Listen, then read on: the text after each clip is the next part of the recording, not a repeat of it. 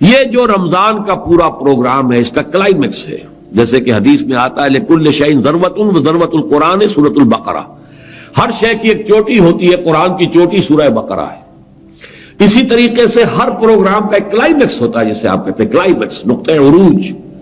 تو اس رمضان کا پروگرام جو ہے اس کا نقطہ عروج اعتکاف ہے۔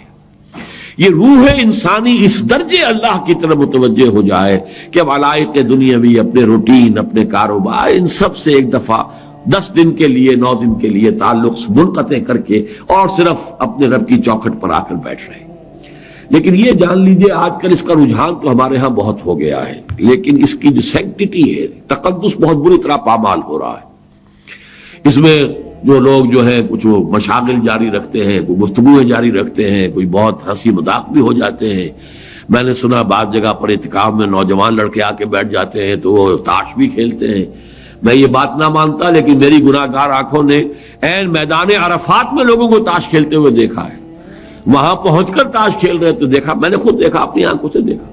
تو اس طریقے سے یہ کہ ان چیزوں کے اندر یہ جو ہے، یہ تو در حقیقت اس پوری کیفیت کا، روحانیت کا ایک عروج کا معاملہ ہے، بالکل منقطع ہے، گفتگو بھی پسندیدہ نہیں ہے اس میں۔ اور باہر نکلنا مسجد سے صرف یہ کہ جو ہماری عادت ہے کہ ہر روز نہانا ہے، نہ نہائے تو طبیعت میں کسل رہتا ہے، تو اسی کو تو توڑنا مقصود ہے۔ نہانے کی بھی اجازت نہیں ہے، یہ تو یہ کہ اگر غسل واجب ہو گیا ہے کسی وجہ سے آپ کے لیے، تب تو آپ غسل کے لیے باہر نکل سکتے ہیں، ورنہ نہیں۔ بہرحال لیکن چونکہ لوگوں میں، جیسا کہ میں نے کہا، چرچا ہو گیا ہے، لوگ بہت سے بیٹھتے ہیں، پھر وہ مسئلے پوچھتے ہیں، تو پھر مولوی حضرات جو ان کے لیے راستہ نکال دیتے ہیں، وضو کی نیت سے جاؤ تو غسل کر کے آ جاؤ، تو چلو اس طریقے سے وہ اپنی ایک طبیعت کا تقاضا پورا کر لو۔ تو یہ چیزیں نہیں، اصل اس کی روح کو سمجھنا چاہیے۔ یہ تو ہمہ تنہمہ وجوہ جو ہے اللہ کی طرف نو لگانا، اور اس کے اندر باقی تمام چیزیں جو ہے ان سے منقطع ہو جانا، اور اسی میں آخری اضافہ فرما دیا کہ اس حالت میں اب وہ تعلق زن و شو بھی نہیں۔